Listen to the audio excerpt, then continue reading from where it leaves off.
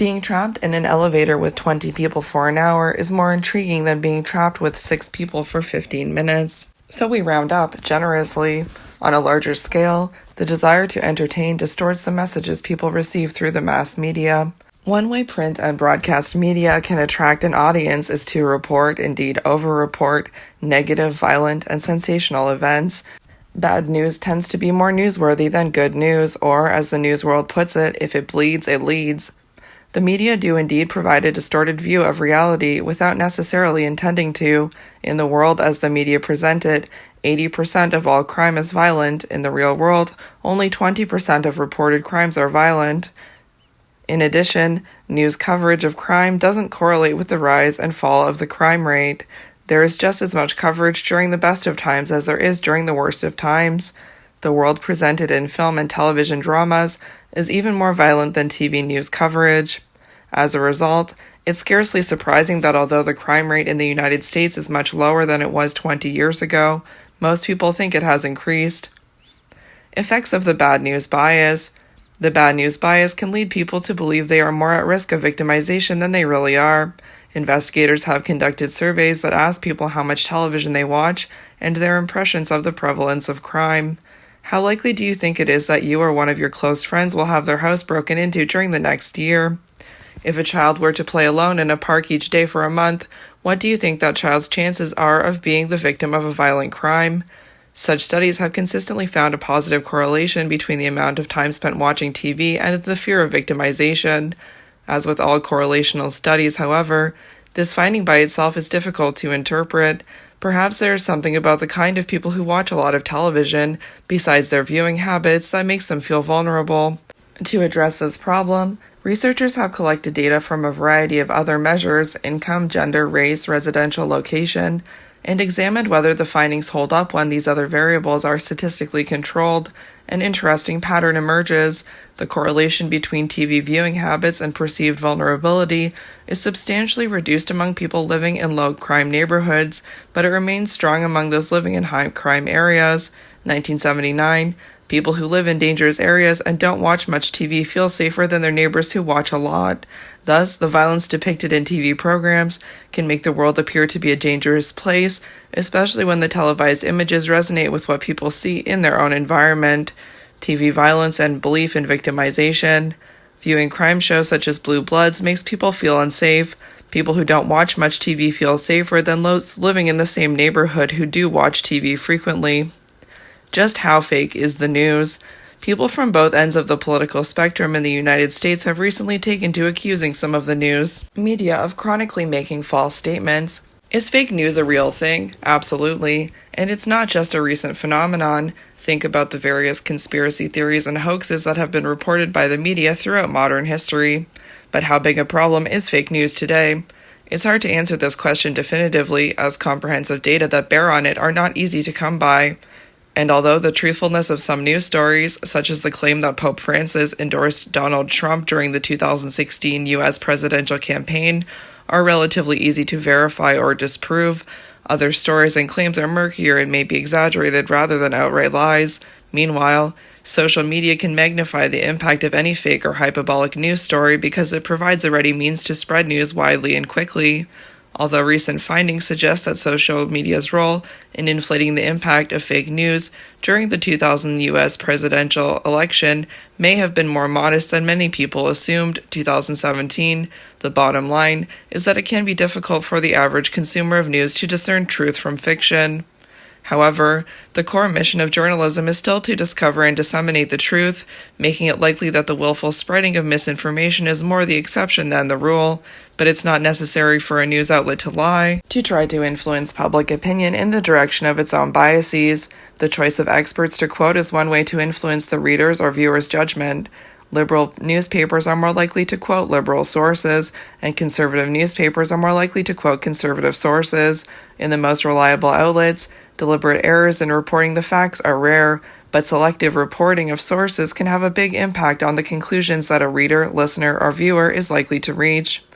Anchors on news cable shows often ask their guests leading questions, praise responses they like, and rebut those they don't like. Some anchors fail to correct any factual errors or misrepresentations by a politician or expert who appears on the show if the error in question fits the show's ideological leanings. Because of these tendencies, if you consume liberal papers and TV shows to the exclusion of conservative ones, your views will probably be tugged in a liberal direction, whereas if your news diet is made up exclusively of conservative papers and TV shows, your views will probably be guided in a conservative direction. In the media age we live in, and a highly partisan one at that, it's hard to resist the influence of the slanted secondhand reports we receive of what's going on in the world. It's therefore all the more important to be on the lookout for such biases and try to get information from multiple sources to get a variety of viewpoints. Cues to fakery. Extreme improbability is one cue that a news item is fake. Being sent the item on social media is another reason to exercise some skepticism. WikiLeaks confirms Hillary sold weapons to ISIS, then drops another bombshell. There's a picture of Hillary with her hand over her mouth. Box 4.1, focus on news, politics, and social media. Burst your bubble. Were you astonished when Donald Trump won the presidency in 2016? Were you surprised when Mitt Romney didn't win the presidency in 2012? If your answer to either of these questions is yes, you may be living in a news bubble not entirely of your own making. Once you click on a few stories or commentaries with a heavy liberal or conservative bias, the internet will then supply you with large amounts of ideologically congruent news and opinion pieces. Thus, in the 2016 U.S. presidential campaign, supporters of Hillary Clinton received news that was mostly favorable to her and unfavorable to Donald Trump, allowing many of them to remain unaware of the grievances of working-class and middle-class white voters who were decisive in handing a victory to Trump. In the 2012 presidential campaign, Romney supporters, inundated primarily with news that was in line with their views, felt that although Romney was behind in the polls, the enthusiasm of his supporters greatly exceeded that of Obama supporters. Romney himself was so convinced that he would win that he allegedly did not prepare a concession speech and had to wing it once the results were clear. When the only information we receive is that which serves to support our pre-existing viewpoints, we're not getting the full picture about current events, and the more people become trapped in news bubbles, the more intractable become the nation's political divisions, and the more confident people become that those on the other side are tremendously misguided and are consuming fake and biased news. 2015. Fortunately, there are a number of internet applications that can help burst your bubble. One such application, Escape Your Bubble, seeds your Facebook feed with views opposite to your own. Another application, Outside Your Bubble, brings you comments from across the political spectrum and strips them of partisan venom, rephrasing them as neutral observations so that you can assess them objectively rather than rejecting them simply on the basis of their tone. These and other applications will ensure you get news and opinions that differ from your own. That was Brad with the Democratic weather. Now here's Tammy with the Republican weather. A couple is watching the news on TV. Looking back, the quality of our judgments derives in part from the quality of the information on which our judgments are based. Sometimes we have very little information at our disposal, as when we have to make snap judgments about other people based only on physical appearance and small samples of their behavior. Research indicates that when people make snap judgments, they tend to agree with one another to a remarkable degree. The information available for closer examination may suffer from a number of potential biases. Even first-hand information can be biased, as when people behave in ways that don't reflect their true attitudes, or when people act in ways that elicit from others the very behavior they were expecting. Information received secondhand can also lead to errors, as when communicators distort information in the interest of profit or ideology. This may account for the heightened fear that accompanies exposure to the media's over-reporting of negative, violent, and sensational news stories, and for the news reports that are frequently biased, even though they may not contain any outright misstatements of fact. How information is presented. To understand the powerful impact of how information is presented, we can start by considering the marketing and advertising of products. In the modern world of material abundance, companies often produce more than enough to satisfy the needs of society, and they find it useful to further stimulate need so that there will be a larger demand for their products. By manipulating the messages people receive about various products through marketing, producers hope to influence consumers' buying impulses. The key to successful marketing, in turn, is not simply the selection of what information to present, but how to present it. Countless studies have demonstrated that slight variations in the presentation of information, how it is presented, and even when it is presented, can have profound effects on people's judgments. Order effects. How happy are you with your life in general? How many dates have you been on in the past month? If you're like most people, there may have been some connection, but often not a strong one, between your responses to the two questions. After all, there is more to life than dating. Indeed, when survey respondents were asked these two questions in this order, the correlation between their responses was 0.32, only a slight relationship. But when another group was asked the two questions in the opposite order, the correlation between their responses was twice as strong, 0.67. Asking about their recent dating history in the first question made them very aware of how that part of their life was going, which then had a notable impact on their assessment of their happiness generally. This makes sense because it's now put in a causal order, like relationship satisfaction is the cause of their happiness. Results such as these provide striking confirmation of something many people grasp intuitively, that the order in which items are presented can have a powerful influence on judgment. This is why we worry so much about whether we should go first or last in any kind of performance, interviewing for a job, say, or giving a classroom presentation. Sometimes the information presented first exerts the most influence, a phenomenon known as a primacy effect. Other times the information presented last has the most impact, a phenomenon known as the recency effect. These two are collectively referred to as order effects. As a rough general rule, primacy effects most often occur when the information is ambiguous, so that what comes first influences how the later information is interpreted. Consider a study in which Solomon Asch, 1946, asked people to evaluate a hypothetical individual described by the following terms: intelligent, industrious, impulsive, critical, stubborn, and envious. The individual was rated favorably, no doubt because of the influence of the two very positive terms that began the list, intelligent and industrious. A second group read the same trait adjectives in the opposite order and formed a much less favorable impression, because the first two descriptive terms, stubborn and envious, are negative. Thus, there was a substantial primacy effect. Traits presented at the beginning of the list had more impact than those presented later on. Etiquette books and your parents are right. First impressions are crucial. Note that all the traits in Asch's experiment have different shades of meaning, and how each is construed depends on the information already encountered. Take the word stubborn.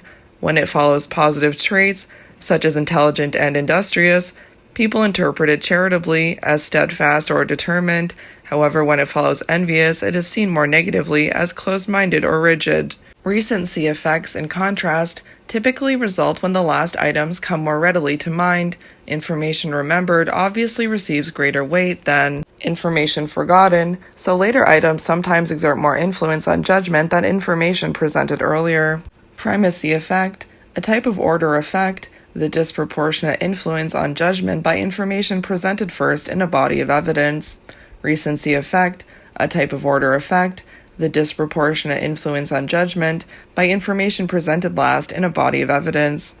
Framing effects. Order effects are a type of framing effect. The way information is presented, including the order of presentation, can frame the way it's processed and understood. Asking survey respondents first about how many dates they've had recently frames the question about life in a way that highlights the importance of one's dating life to overall well-being. Order effects are a type of pure framing effect. The frame of reference is changed by reordering the information, even though the content of the information remains exactly the same. Consider the probably apocryphal story of the monk whose request to smoke while he prayed was met with a disapproving stare by his superior. When he mentioned this to a friend, he was told, "Ask a different question. Ask if you can pray while you smoke." The request is the same in both versions, but there is a subtle difference in the frame of reference. The latter presupposes smoking, the former doesn't. Framing effect, the influence on judgment resulting from the way information is presented, such as the order of presentation or the wording. Spin framing. Framing effects aren't limited to the order in which information is presented. Spin framing is a less straightforward form of framing that varies the content, not just the order, of what is presented. A company whose product is of higher quality than competing products will introduce information that frames the consumer's choice as one of quality. Another company whose product has a lower price will feature information that frames the consumer's choice as one of savings. Participants in political debates use spin framing to highlight some aspects of the relevant information and not others. Thus, we hear advocates of different positions talk of pro-choice versus pro-life, illegal aliens versus undocumented workers, even torture versus enhanced interrogation. The power of such terms to frame or spin the relevant issues led the United States in 1947 to change the name of the War Department to the more benign-sounding Defense Department. More recently, people have been encouraged to view dubious assertions as alternative facts. Politicians and some polling organizations with a political mission engage in spin framing when they conduct opinion polls to gather support for their positions. People are more likely to say they are in favor of repealing a death tax than an inheritance tax, and asking people whether they are in favor of tax relief is almost guaranteed to elicit stronger support because the very word relief implies that taxes are a burden from which relief is needed. Because it's so easy to slant public opinion in a given direction, it's important to check the source of the poll and to be mindful of the exact wording of the questions. As former Israeli Prime Minister Shimon Peres noted, opinion polls are like perfume, nice to smell, dangerous to swallow. Spin framing, describing these people as illegal aliens, creates a more unfavorable impression than describing them as undocumented workers, so it looks like Hispanic people working in a field. Positive and negative framing. Nearly everything in life is a mixture of good and bad. Ice cream tastes great, but it's full of saturated fat. Loyalty is a virtue, but it can make a person blind to another's faults. The mixed nature of most things means they can be described or framed in ways that emphasize the good or the bad, with predictable effects on people's judgments. A piece of meat described as 75% lean seems more appealing than one described as 25% fat. People feel much safer using a condom described as having a 90% success rate than one described as having a 10% failure rate. Notice that the exact same information is provided in each frame, only the focus is different. Also note that there is no correct frame. It's every bit as valid to state that a piece of meat is 75% lean as it is to state that it is 25% fat. Positive versus negative framing. A piece of meat that is 75% lean is no different from one that is 25% fat, but one label emphasizes the negative and makes it seem less appealing, and the other emphasizes the positive. So you can see the same picture of meat twice. One says 75% lean and one says 25% fat, which does seem much more disgusting. These sorts of framing effects can influence judgments and decisions of the greatest consequence, even among individuals with considerable expertise on the topic in question. In one study, for example, over 400 physicians were asked whether they would recommend surgery or radiation for patients diagnosed with a certain type of cancer. Some were told that of 100 previous patients who had the surgery, 90 lived through the post-operative period, 68% were still alive after a year, and 34 were still alive after 5 years. 82% of these physicians recommended surgery. Others were given exactly the same information, but framed in different language, that 10 died during surgery or the post-operative period, 32 had died by the end of the first year, and 66 had died by the end of 5 years. Only 56% of the physicians given the information in this form recommended surgery. Because negative information tends to attract more attention and have greater psychological impact than positive information, information framed in negative terms tends to elicit a stronger response. The results just described reflect that tendency. 10 people dying sounds more threatening than 90 out of 100 surviving. Temporal framing. Suppose one of your friends emails you today and asks if you can come over next Saturday morning at 9 to help him move. You're free that day and he's a good friend, so of course you say yes. Now suppose that on a Saturday morning at 8:30, your friend emails to ask if you can come over in half an hour to help him move. It's cold out and you still feel sleepy, so you write back that you're not feeling well, or maybe you don't write back at all, pretending you never saw the email. Why were you so eager to help when asked a week in advance, but so reluctant when asked on the day in question? You probably have had similar feelings of being at odds with a decision made by an earlier version of yourself. Your earlier self might have thought it was a good idea to take an extra heavy course load this semester, but now your present self is frazzled and sleep deprived. How could you have thought this would be a good idea? Why does something often seem like a brilliant idea at one time and a terrible idea at another?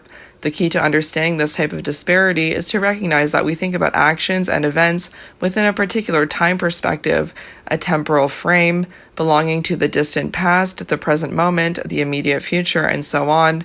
According to construal level theory, The temporal perspective from which people view events has important and predictable implications for how they construe them. Any action or event can be thought of at a low level of abstraction, rich in concrete detail, for example, chewing your food, carrying a friend's couch up the stairs, or giving a panhandler $1. But actions and events can also be thought of at a higher level of abstraction, rich in meaning but stripped of detail. Dining out, helping a friend, or being generous. Recall the discussion in Chapter 3 about the role of high-level abstract versus low-level concrete construals in self-control. It turns out that we tend to think of distant events, those from long ago and far off in the future, in abstract terms, and tend to think of events close at hand in concrete terms. Next week you'll be dining out, but right now you're chewing your food. Next month you'll help a friend move, but later this afternoon you'll be carrying your friend's chair up the stairs. Construal level theory, a theory about the relationship between temporal distance and other kinds of distance and abstract or concrete thinking. Psychologically distant actions and events are thought about in abstract terms. Actions and events that are close at hand are thought about in concrete terms. Temporal distance and construal. When an event is far in the future, we think of it in broad abstract terms, for example, exploring foreign lands.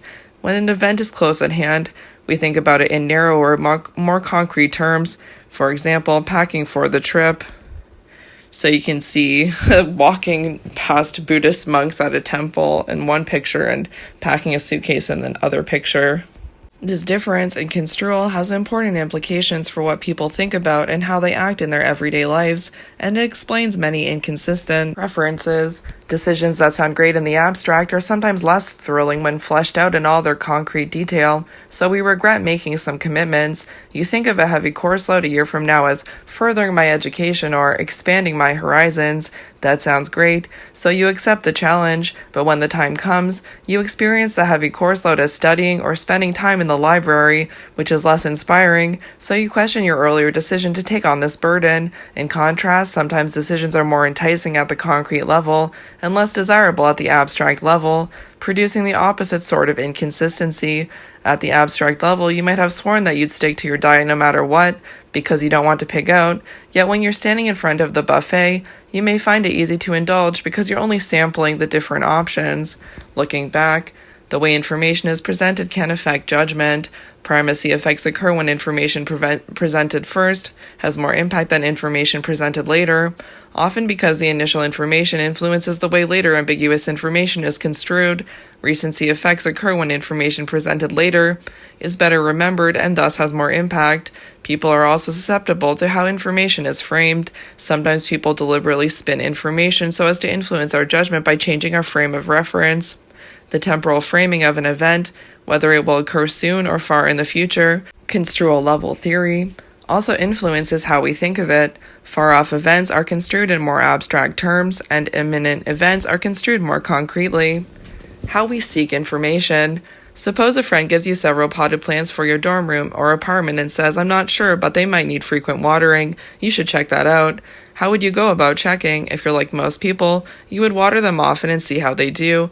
What you would not do is give a lot of water to some, very little to the others, and compare the results. Confirmation bias. When evaluating a proposition, a plant needs frequent watering, a generous allowance spoils a child, Hispanics highly value family life.